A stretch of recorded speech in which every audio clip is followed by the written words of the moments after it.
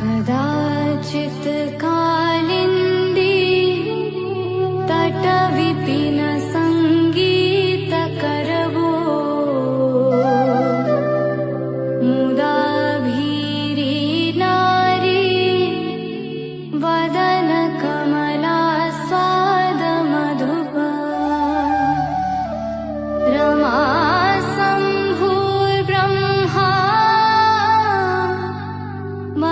पति गणेशार्चितपदो